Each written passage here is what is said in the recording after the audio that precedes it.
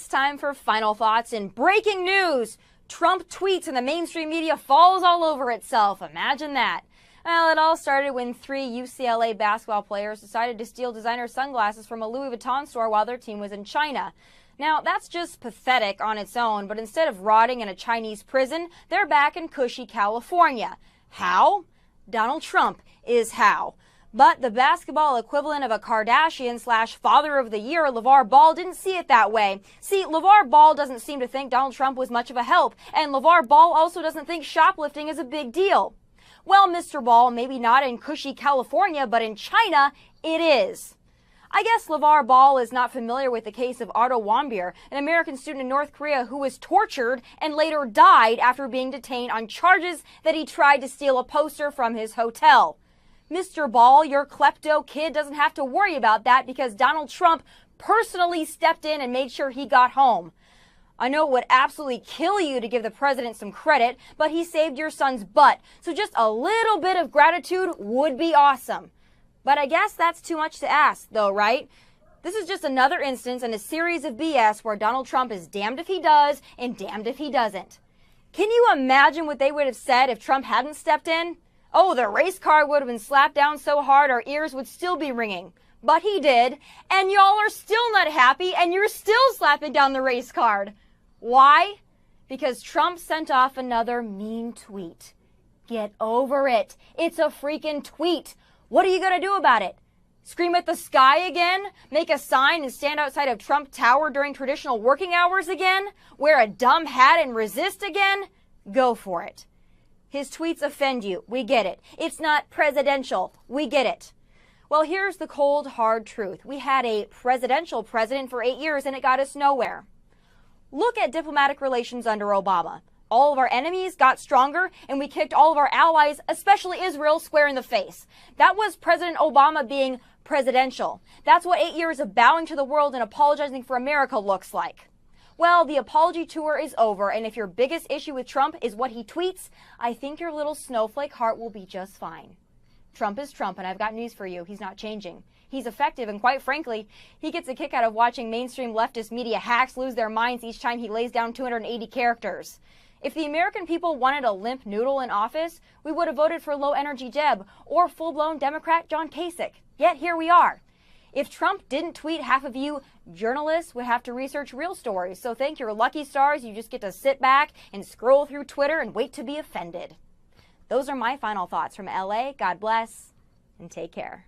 Political commentators Maria Cardona, also a Democratic strategist, and Paris Denard, who served in the George W. Bush White House. First, let's talk about the president's comments today on Twitter, back to hitting the NFL. In case you need a refresher, he writes, "Can you believe that the disrespect for our country, our flag, our anthem continues without penalty to the players? The commissioner has lost control of the hemorrhaging league. Players are the boss." So Paris, first out of the gate after Thanksgiving, a fight. Why is he doing this? Well, I don't think this is a fight. I think this is the president continue to engage in a dialogue that the country wants to have and needs to have. It's about patriotism, it's about respect for the flag, and it's about what we should do with respect to the NFL's declining ratings and viewership. And look, the NFL commissioner is up for renewal for his contract and the contract extension. Why does he care about the NFL ratings?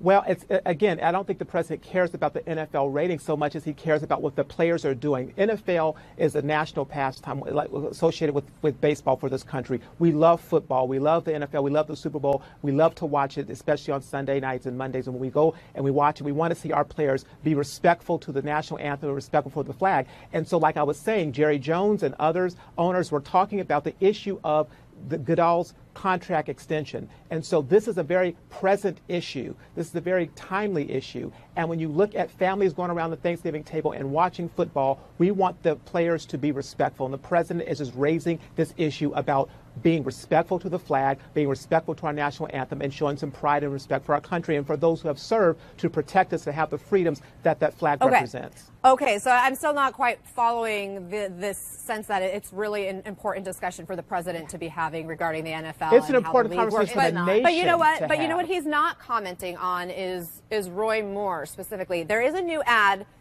from that Senate candidate in Alabama today, who, as we know, has been facing a lot of heat following allegations of sexual abuse involving minors. Let's watch the new ad. Roy Moore is a man of character. He knows what it means to serve. I definitely believe the establishment is trying to stop Roy Moore. Judge Roy Moore will bring a flashlight of accountability to Washington, D.C. Okay, so obviously a lot of women who are coming to the table in that ad for Roy Moore. Maria? Sure. I mean, it's a strategy that he is desperate for because he clearly has seen his numbers tank in this election, and the allegations have been incredibly hurtful to him. He's had Republicans after Republicans turn their back on him. The latest polls show that the Democratic opponent is ahead of him. We'll see what happens there. But it is a smart thing for him to actually have women out there talking on his behalf. I don't know that it'll work. I know that this is an issue that Republicans are desperate to put behind them. The Republican establishment, Republicans understand that for long term, for the party, if Roy Moore gets elected to the Senate with allegations of pedophilia, it is awful for the Republican Party. It is awful for the long-term growth of the Republican Party, especially trying to get women and others where they need to grow. And so I think that moving forward, the fact that Roy Moore is still there and he is holding strong, many Republicans are wishing that something would happen so that he would either get out of the race or the governor would do something to change, call another special election. Clearly, that's not going to happen. So he's either going to get elected and possibly be pushed out of the Senate, which would be historic, or he's going to fail. And I think in either of those cases, it bodes very, very badly for the Republican Party and for Donald Trump.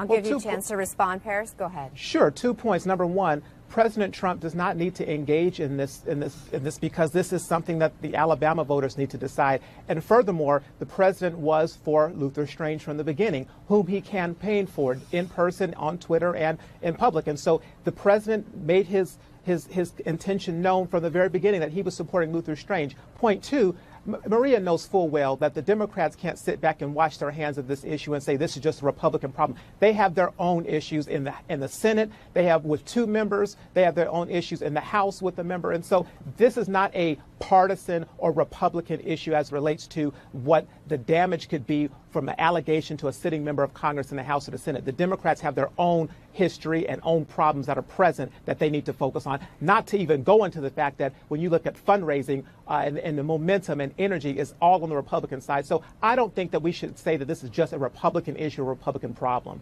I mean, it's that pretty point about the serious when you have fundraising, a Maria, it is a fact that Republicans are doing better when it comes to fundraising. But that aside, let me ask about Senator Franken, because he too has issued a new statement this weekend following the allegations he's facing about misconduct. He's accused, the newest is that he's accused of apparently grabbing somebody's back end during a photo shoot when he was in the Senate already. This is in 2010. And here's what he wrote. We'll put it up there, but we had Sunlin read it for you earlier, so our viewers, in case they missed it, can read it. Maria, I know you have seen this. Do you think it was smart for him to issue the new statement? Is it helpful? Well, I do, because I think what it demonstrates is that he is taking responsibility for his actions. He is trying to tell his constituents that he is sorry, he is heartfelt about it, he is going to go back and really reflect on his behavior, and all of that is great. And I agree with Paris that this issue of sexual allegations is not a partisan issue. That is very true, and both parties and the whole country is coming to a reckoning with that.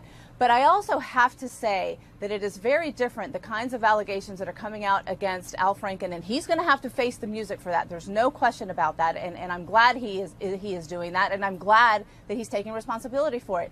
Versus Roy Moore, who has woman after woman after woman coming out and accusing him of sexually predatory behavior, 2 of them underage, which is called pedophilia, and it is a criminal act. And these alleged acts are something that he completely continues to ignore. And so there are two very different situations. One is taking responsibility for his actions. He's going to face the music. And one is pretending that none of this ever happened.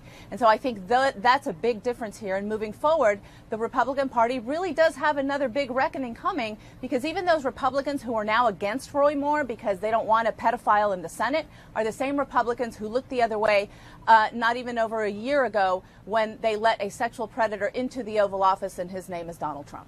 You guys, we got to leave it there. Oh, I thought she was going to say Bill Clinton.